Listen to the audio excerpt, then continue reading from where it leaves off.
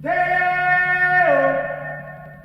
Dale, daylight come and me want go home. Fox 40 News at 10 continues. I know I've got one of these big old dinosaurs at home. Before you get rid of an old computer, there are a few things you need to know. Yeah, your computer's hard drive may still have personal information on it. So how do you remove that information so that ID thieves can't steal it?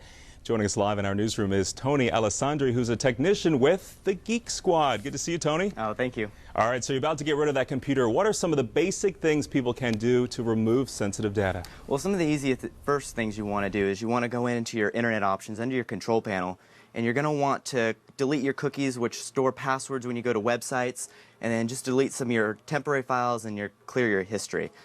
Your next thing that you'd want to do is go into your My Documents area, which sometimes people will store little documents with passwords and stuff like that, and just simply go on there and click and delete, and then also remember go into the recycle bin and delete those from there. So once again, do you go under the Tools menu, or where do you go to find all that information to delete? If you just hit Select All under Edit, and then you can just easily hit your delete key and that'll get rid of it. Okay, what about software? Can you buy software to remove everything from the hard drive? You sure can. We've got something that's called the Wipe Drive software. Best Buy carries it for $39.99.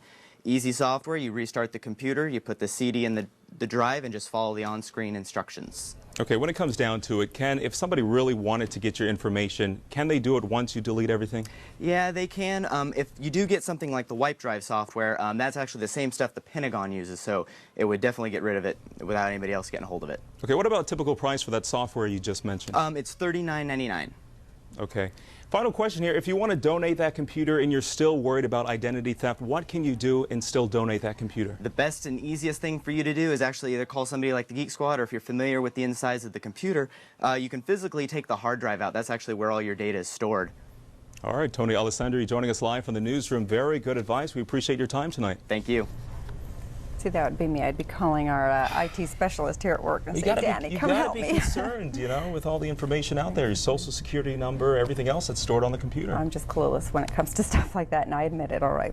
Still ahead, Indy driver Danica Patrick is responding to sexist comments about her. Yeah, Jim's going to have that story coming up for you. Plus, Christina's call and the forecast. Find out just how hot it's going to get this weekend.